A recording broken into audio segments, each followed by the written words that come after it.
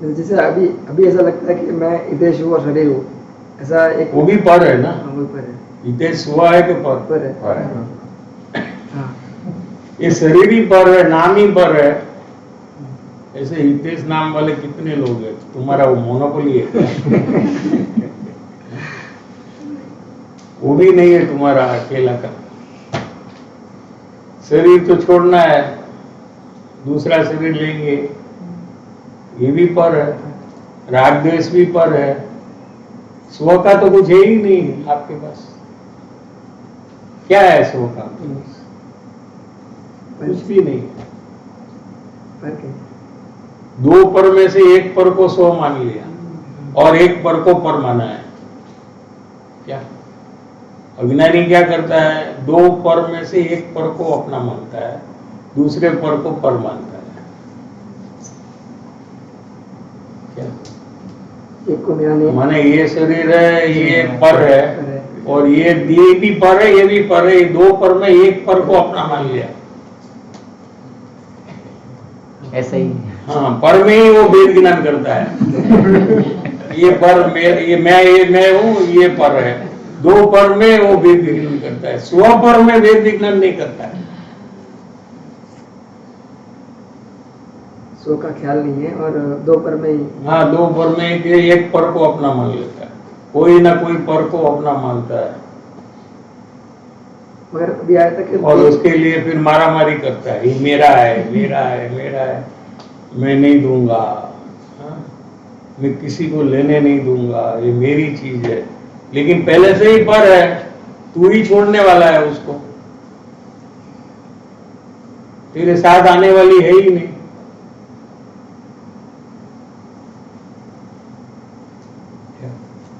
ये आया था समझदार का जो कि सबको आबाल को गोपाल को सबको अनुभूति भगवान अभी अंदर चालू है। अनुभूति भगवान अनुभव में आ रहा है, ऐसा लिया।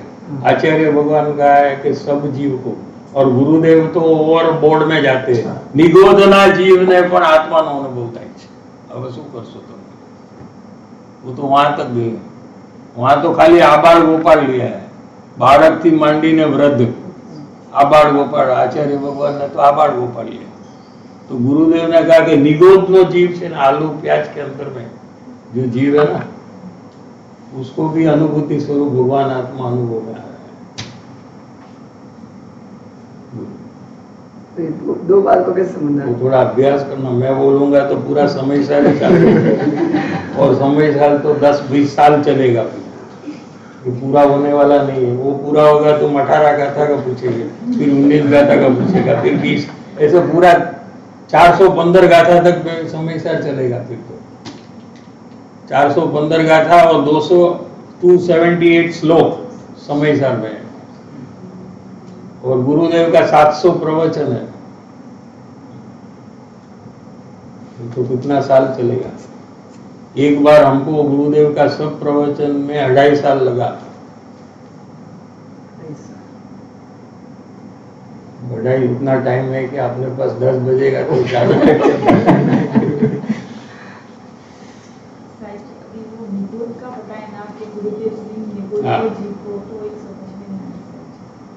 समझने का क्या उसमें, तो वहाँ क्या कहते हैं आचार्य भगवान के अनुभूति। देखो ज्ञान है ना अपना,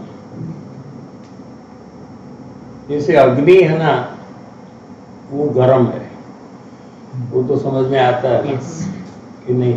समझ में आता है। लेकिन आप दूर चले जाएंगे, अभी अग्नि किचन में है और आप यहाँ बैठे हो, तो आपको गर्मी का अनुभव होता है? नहीं तो उसमें गर्मी नहीं है, तो फिर अनुभव में क्यों नहीं आता? डिस्टेंस है। हाँ, दूर है आपसे, बराबर है। इतना समझ में आ गया? पक्का? तो आत्मा का समझ में आ जाएगा। ये समझिए आप, ऐसा अपना जो ज्ञान है ना, माने आपका जो ज्ञान है ना, उसमें स्वसंवेदन अभी चालू है,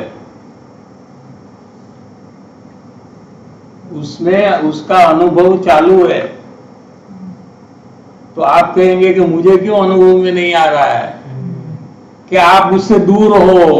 जैसे वो किचन में है ना, वैसे यहाँ भाव से आप दूर हो, आपका भाव पर में जानने में रुका हुआ है, पर को अपना करने में, पर को बदलने में आपका ज्ञान वहां रुक गया है, पर ने आपका ज्ञान को जकड़ लिया है। क्या ठीक है ना? हाँ, तो आप पर को बदलते रहते हो लेकिन पर को ही जानते हो। आपको आत्मा को जानने की जिज्ञासा ही नहीं आ रही है। देखो आ रही है कि नहीं? आपको सिर्फ एक पर को छोड़कर दूसरे पर को ही जानना है। दूसरे पर को जानने का ही जिज्ञासा। हाँ, तो वो ज्ञान जो पर को जान रहा है, वो ज्ञान को जब जाने तो ज्ञान में स्वसंवेदन अनुभव में आ जाएगा। उसको अनुभूति स्वरूप भगवान आत्मा कहते हैं लोग। ये 17-18 का था।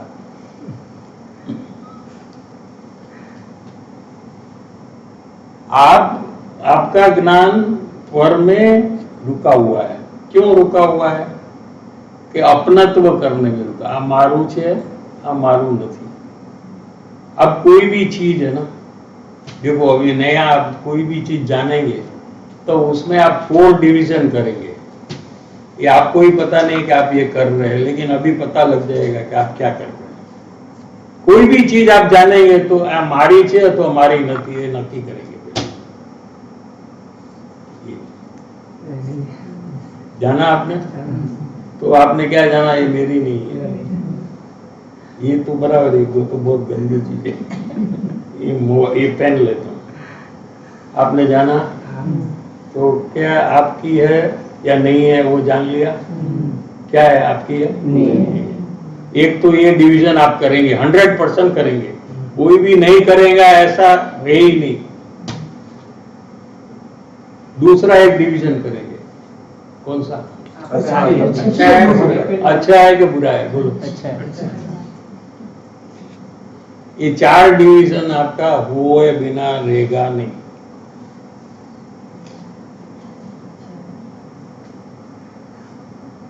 बराबर है? हाँ। तो ये पेन है, ये सिर्फ आपका ज्ञान का ज्ञेय है, माने एक जानने लायक चीज है।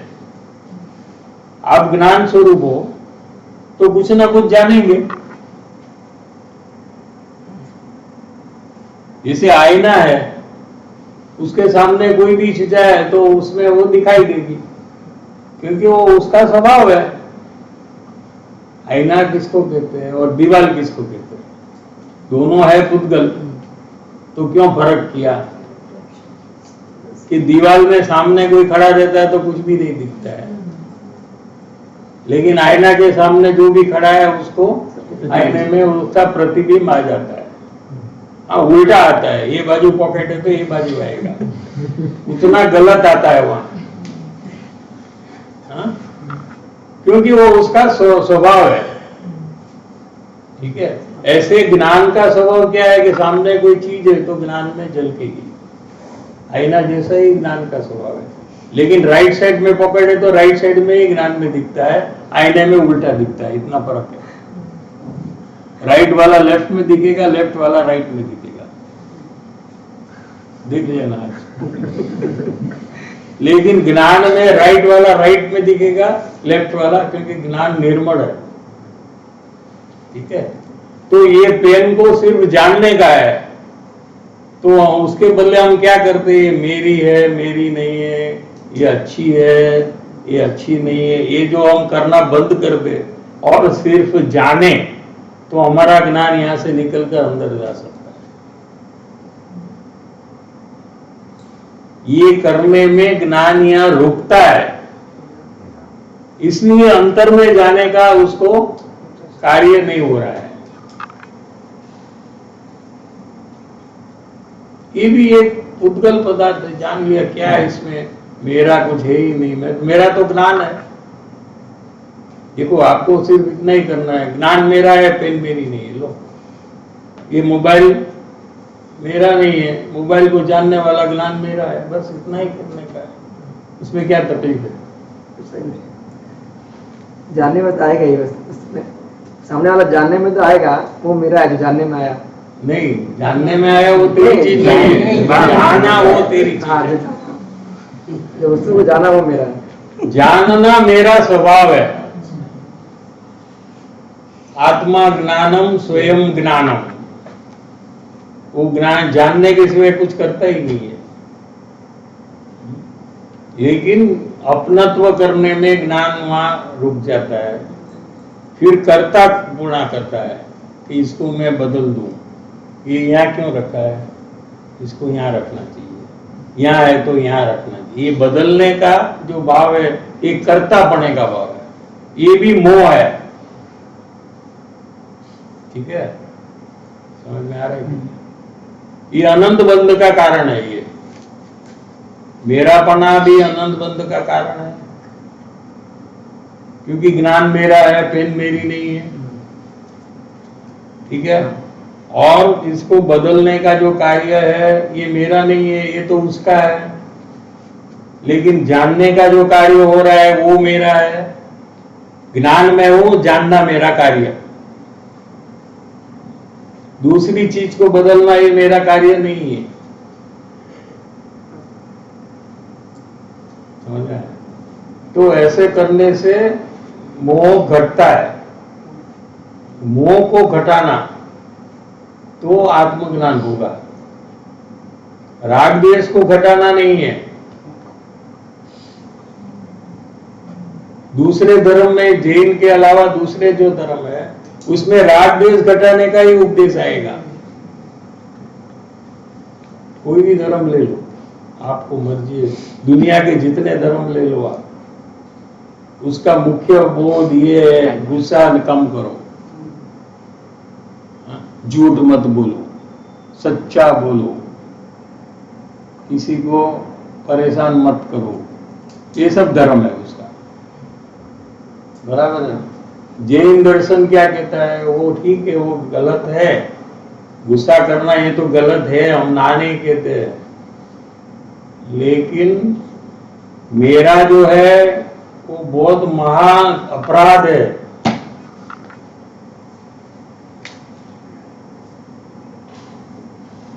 मेरा जो अपराध है, ये बात है ना फर्क। गुस्सा करने से एक भव का बंधन होता है और मेरा करने से अनंत भव का बंधन होता है। नुकसान किस में ज्यादा है? तो पहले कौन सा मिटाना चाहिए? एक आदमी को कैंसर हुआ है और कैंसर के कारण से कमजोरी इतनी आ गई कि उसको बुखार भी हो गया, होता है ना? तो हम दवाई किसकी लेंगे? बुखार रखना है क्या? मतलब ऐसा पूछते हैं, बुखार रखना है क्या? वो राग द्वेष चालू करना है, रखना है क्या? ऐसे पूछते हैं। वो अल्प बंध का कारण है, इसलिए भले चले, ऐसा नहीं कहना है। जो बड़ा, अगर कैंसर की दवाई ली और कैंसर मिट गया तो शरीर की कमजोरी भी चली जाएगी और तो बुखार भी चला जाएगा। ऐसे मोह गया तो राग द्वेष भी चले जाएंगे।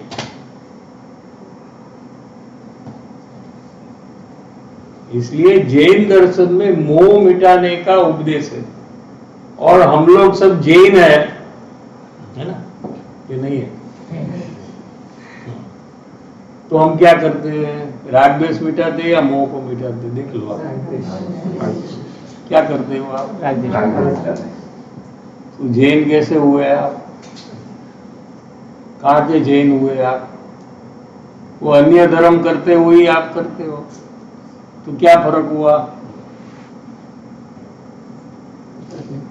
देख लो, इतना उपदेश सुनने के बाद भी अपन को मोह इतना भयानक नुकसान का कारण है, उसको हमें मिटाना चाहिए, ये हमको विचार भी चालू नहीं हो रहा है। तो कार्य कब होगा? मोह मिटाने का प्रयास करने वाले जीव को मुमुक्षु कहने में आता है। अज्ञानी है वो भी, ज्ञानी नहीं है। मुमुक्षु है वो ज्ञानी है। समझ में आ रहा है? पाप को मिटाना और पुण्य करना ये सामान्य अज्ञानी है, मुमुक्षु नहीं है। आप कौन सी कैटेगरी में आप देख लो। मुमुक्षु इसको कहते हैं कि मोह को मिटाना। मोह माने पर पदार्थ में अपनत्व। शरीर मेरा, कुटुंब मेरा, पति मेरा, गाड़ी मेरी, माँ बाप मेरे, पुत्र मेरा, पुत्री मेरी, मोबाइल मेरा, लैपटॉप मेरा, पेन मेरी, शर्ट मेरा, घड़ी मेरी। ये अनंत बंध का कारण है। इसमें मेरा बना मिटाना, उसका प्रयास करने। जब आप प्रयास चालू करते हो वो समय से आप मुमुक्षु बनते हो। जितना ज्यादा प्रयास उतना आगे वाला मुमुक्षु। कर्ता बना, उसको मिटाना। जो भी कार्य पुद्गल कर रहा है वो कार्य मैं करता हूं, ऐसे मानना, ये मोह है। वो छोड़ना। जो चीज है, जैसे रोटी है तो किसने बनाई?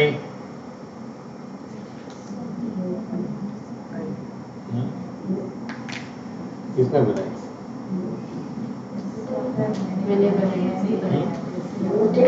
मेरे ब्रह्मांड शक्ति। तो लोट जो है ना, उसका काम है ना वो। तो सब चीज उसमें जो है ना वही वो काम करती है। दही होता है ना, तो वो कौन करता है? दूध में जो परमाणु है वही दही रूप हो रहे हैं ना, कि उसमें अलग है, वही उसमें जाते हैं। दही में से छाछ में वही परमाणु जाते हैं, तो वो कार्य वो करते हैं।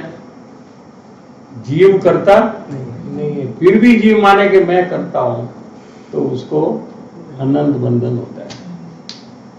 तो पहले तो अपना टारगेट मोह मिटाने का पहले अपन को बनाना है।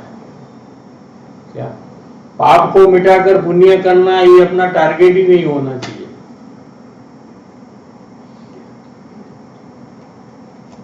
इसका मतलब ये नहीं कि पाप करते रहना, उल्टा नहीं समझना। फिर मोह को मिटाना है, इसका मतलब ये।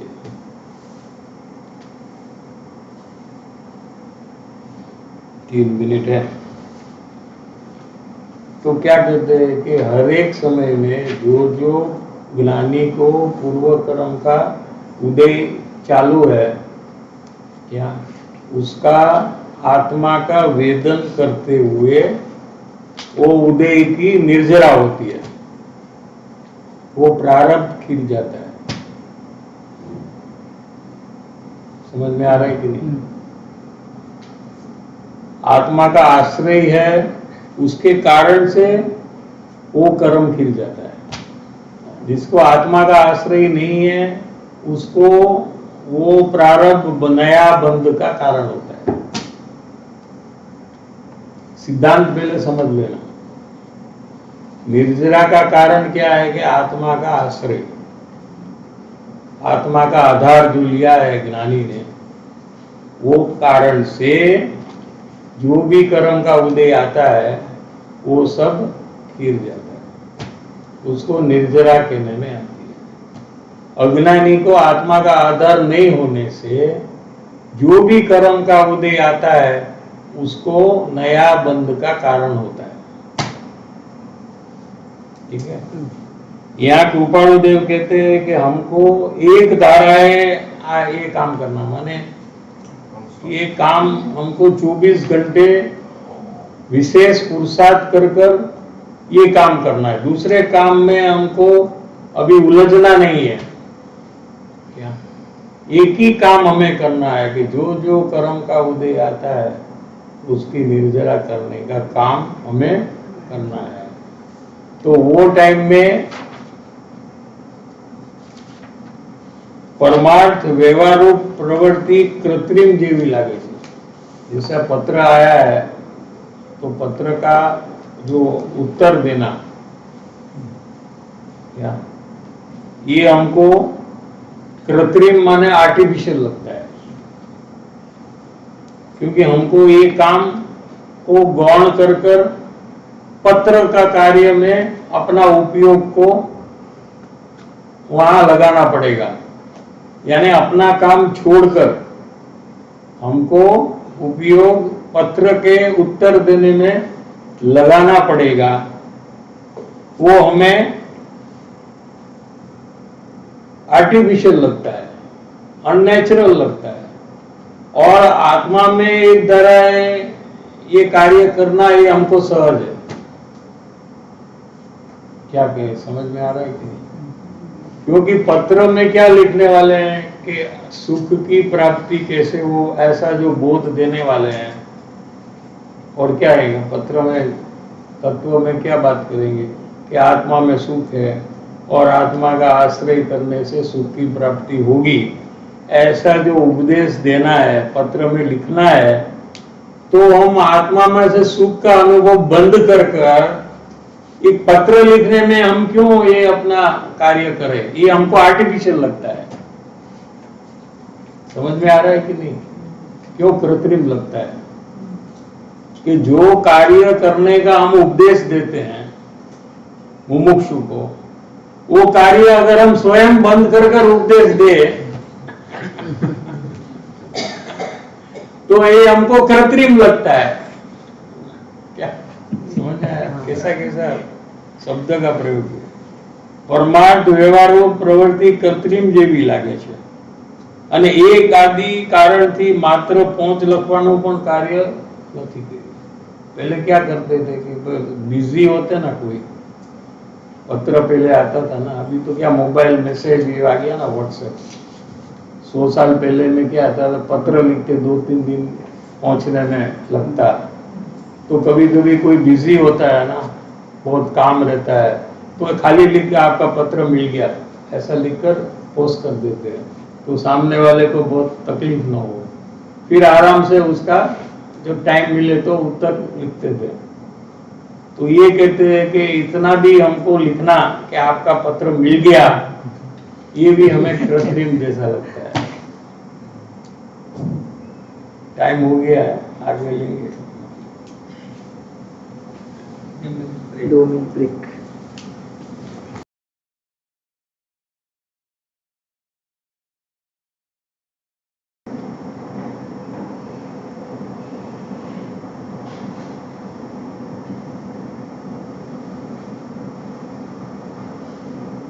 पूनम जैन प्रश्न है, जय जिनेन्द्र साहब जी, मेरे अंदर में जेलसी का भाव बहुत है, जो मैं यहाँ मार्ग में आने के बाद भी सेम भाव करती हूँ। दूसरों को देख के जब वो आगे बढ़ते हैं, कैसे मैं इस पे वर्क करूँ, प्लीज मार्गदर्शन दीजिए जी। उनको गुरुदेव का भी एग्जाम्पल दिया ना कि सुगानी जी उनके पहले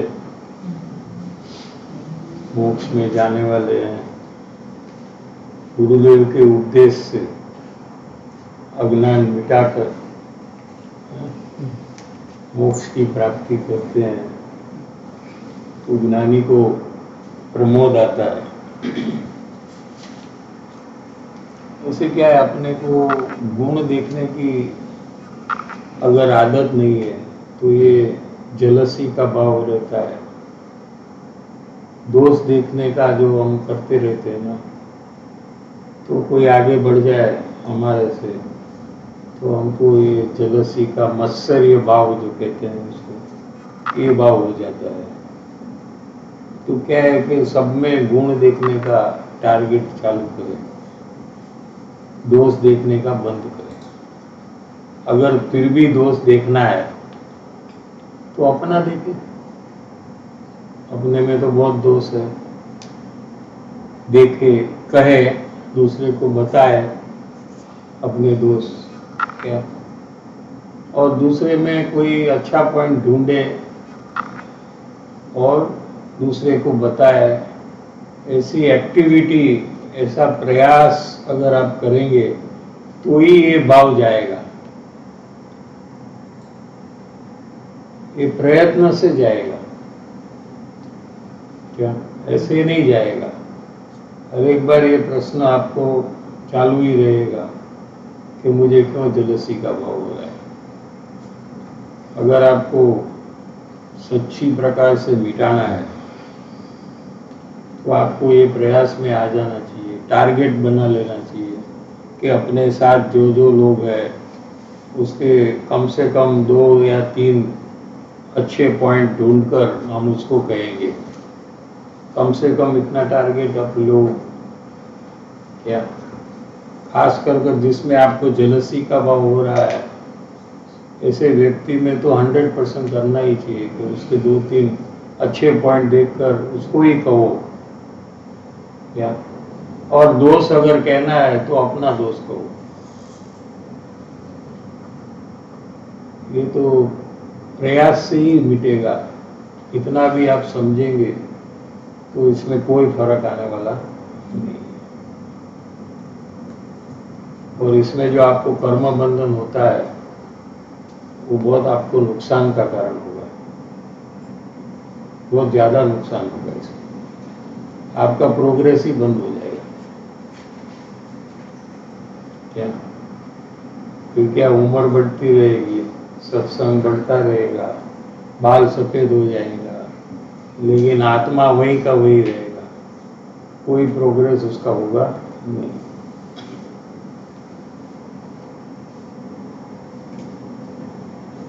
ज्योति लोढ़ा का प्रश्न है, जय जिनेन्द्र साहब जी, ज्ञानी को तो संसार के उदय के समय सहज ही भेद ज्ञान चलता है, फिर भी पाप का बंधन क्यों होता है जी, प्लीज मार्गदर्शन दीजिए। जब तक ज्ञानी को केवल ज्ञान नहीं हुआ है, क्या सम्यक ज्ञान हुआ तो कोई केवल ज्ञान नहीं हो जाता है। केवड़ी भगवान को पुण्य पाप का कोई भाव ही नहीं होता है, क्या।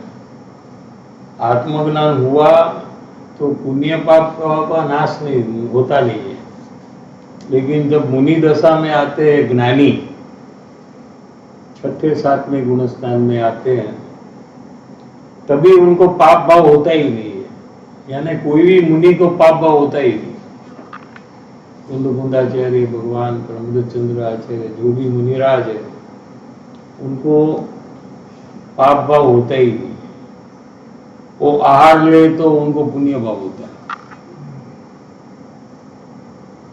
और ज्ञानी चतुर्थ गुण स्थान में आहार ले तो उसको पाप भाव होता है, और अज्ञानी को तो पाप भाव ही होता है। क्या कहा, समझ में आया कि नहीं। ज्ञानी को भी पाप भाव होता है आहार लेने के काल में, लेकिन मुनिराज को पुण्य भाव होता है आहार लेने के काल में, क्योंकि पाप भाव खत्म हो गए वहां।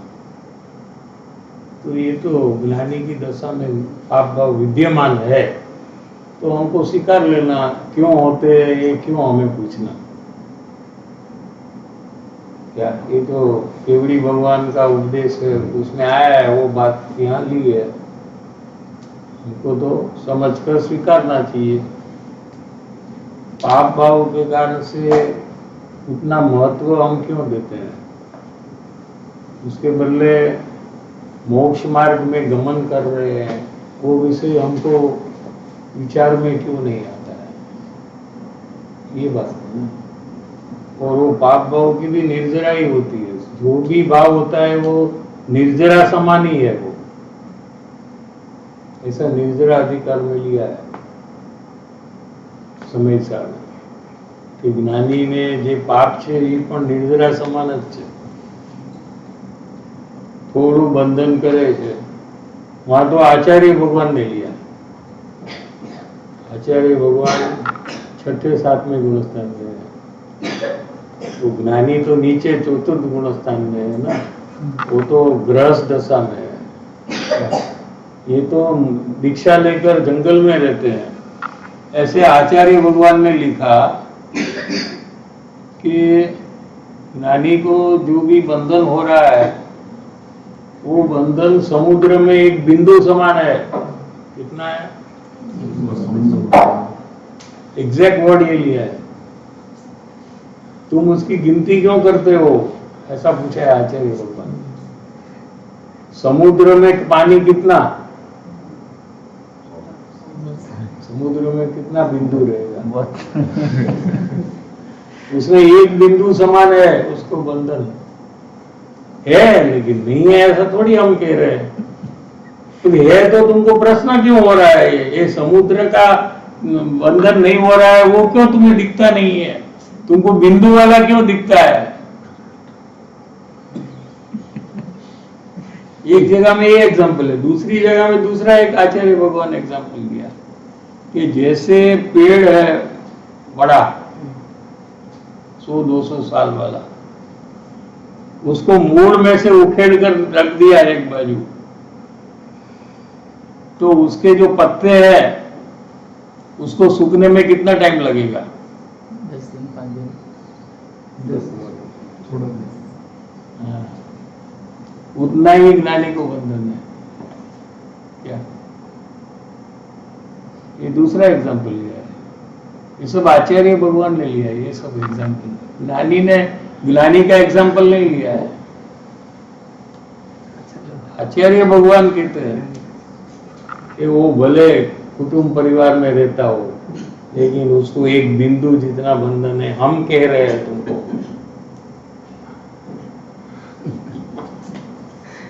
लेंगे कभी समय सार से लेकर बताएंगे। टाइम तो नहीं।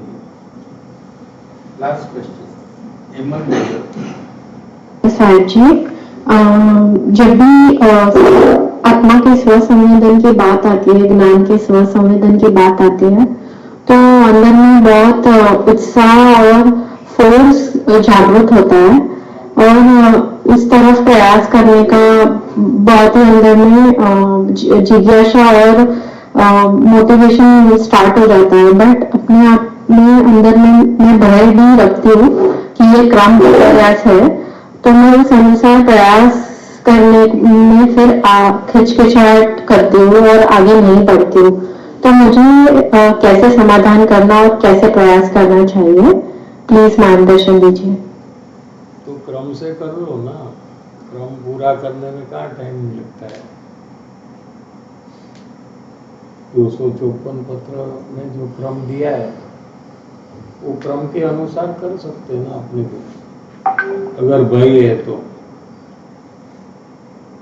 क्या काम तो क्रम से ही होगा। प्रयास आप कर सकते हो, कोई भी प्रयास आप कर सकते हो जिससे आपका मोह कम हो। प्रयास कौन सा करना चाहिए कि जिसमें मोह कम हो? तो ये ज्ञान का स्वसंवेदन ख्याल में लेने से आपका मोह तो कम होगा ही, तो प्रयास करने में कोई आपत्ति नहीं है। और वस्तु में से अपनत्व मिटाने से आपका मोह कम होगा। घर में जो कार्य हो रहा है वो मैं कर रही हूँ ऐसा छोड़ देना, वो कार्य स्वयं हो रहा है, कर्तापना छोड़ने से आपका मोह कम होगा। तो जिस द्वारा आपका मोह कम हो वो सब काम आपको करना चाहिए, क्योंकि अंत में हमको तो मोह रहित होना है ना। लेकिन कार्य पूरा कब होगा कि आप क्रम से आगे बढ़ेंगे तो कार्य पूरा होगा। ऐसे एक दो आगे का कार्य छोड़ देंगे और मान लेंगे कि हमको काम पूरा हो जाएगा, तो ऐसा बनने वाला नहीं है। तो आप प्रयास कर सकते, ज्ञान में स्व संवेदन को ख्याल में लेने का, उसमें कोई प्रॉब्लम नहीं है, उसमें कोई भय रखने की जरूरत नहीं है। लेकिन उसके नीचे का पहले का काम अगर आपने नहीं किया है तो आपको स्व संवेदन पकड़ में ही नहीं आएगा, इसलिए आपको भय रखने की जरूरत नहीं है।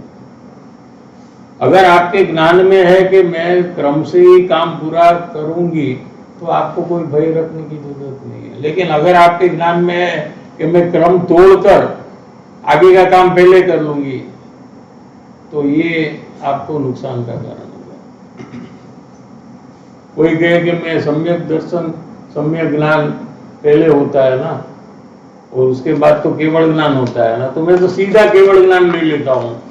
तो ऐसा ये क्रम तोड़ने का जो उपाय है, तो न तो आपको केवल ज्ञान होगा, न तो आपको सम्यक ज्ञान होगा।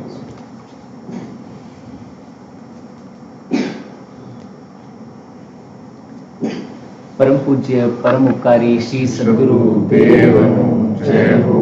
प्रसमूर्ति पूज्य भगवती मातनु जय हो। पूज्य श्री कृपालु देवनु जय हो। पूज्य श्री शशि प्रभुनु जय हो। त्रिकालवर्ती पंच परमेष्टि भगवंतोनु जय हो। सनातन दिगंबर जैन धर्मनु जय हो। तीन लोक तीन काल वर्तता सर्वे ज्ञानी धर्मात्माओं जय हो।